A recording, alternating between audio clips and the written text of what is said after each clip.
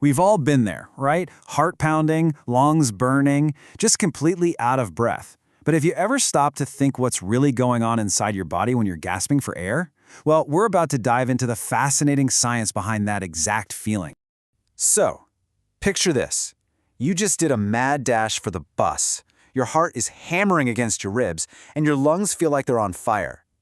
You might think you know what's happening, but the reality of what's going on inside you is probably way more dramatic than you imagine. So what is actually changing inside your lungs in that moment? That right there is the big question. And to solve it, we can't just go by how it feels to be out of breath. Nope. We need to look at the cold, hard data to see what's really going on under the hood. To get those answers, we've got to measure our breathing. I'm not just talking about how fast, but how much air our lungs are actually moving, both before and after exercise. And for that, we need a very special piece of scientific gear that can basically translate our breath into data. And that tool is called a spirometer. This is the device that's going to measure both how fast we breathe and the volume of air our lungs are shifting. It is the absolute key to unlocking this whole mystery. Okay, so we've got our tool. But a spirometer doesn't just give you a simple number. It creates a graph, a kind of visual signature of your own breath. So to find our answer, first, we've got to learn how to read it. And this is what it looks like. This is a spirometer trace. I know, it might just seem like a simple wavy line, but this thing is a super detailed map of your breathing. Every single peak is you breathing out, and every valley is you breathing in. And from these waves, we can pull some really specific, really important measurements. So first up is something called tidal volume.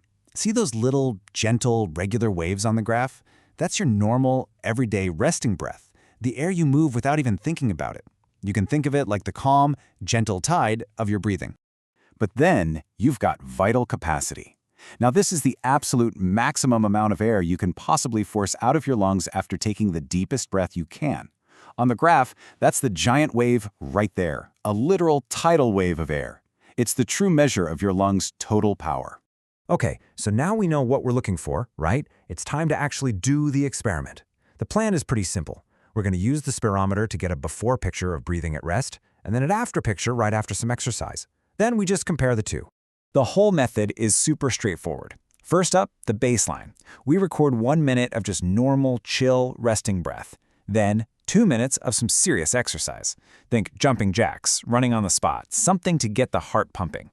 And finally, we immediately record their breathing again for another minute to see exactly what's changed.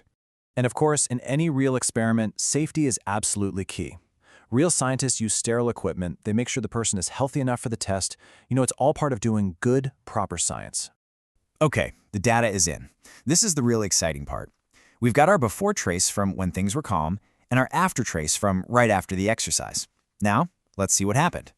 To really, truly understand what's happening when you feel out of breath, we need to find one key number. It's called the respiratory minute ventilation.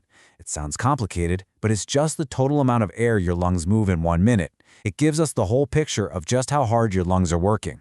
And the formula to figure it out is surprisingly simple. You just take your tidal volume, that's the size of each breath, and you multiply it by your breathing rate, which is just how many breaths you take in a minute. So the big question is, how much do these things actually change? Well, the results are absolutely dramatic. At rest, you might be breathing about half a liter of air, maybe 12 times a minute. That gives you a total of 6 liters of air moved. But after exercise, whoa, your tidal volume skyrockets to 2.5 liters, and your breathing rate more than triples. The result?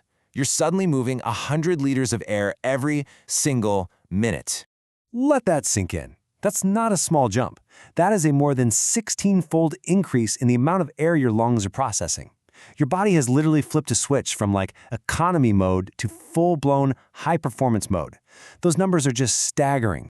So, let's bring this all home. We asked at the very beginning what really changes inside our lungs when we're huffing and puffing after running for the bus. Well, guess what? Now we have our answer. And here it is. After exercise, your tidal volume, the depth of each breath, goes way up. Your breathing rate, how often you breathe, goes way up. And because of that, your total minute ventilation just skyrockets.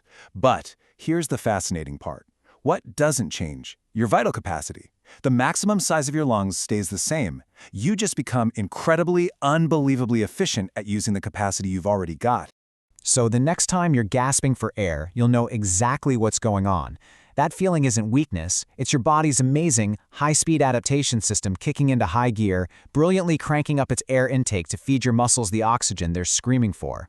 It's truly incredible when you think about it. In just a couple of minutes, your body can boost its lung performance by more than 16 times, all by itself. It really makes you wonder, doesn't it? What other amazing feats of engineering is your body pulling off every single second without you even noticing a thing?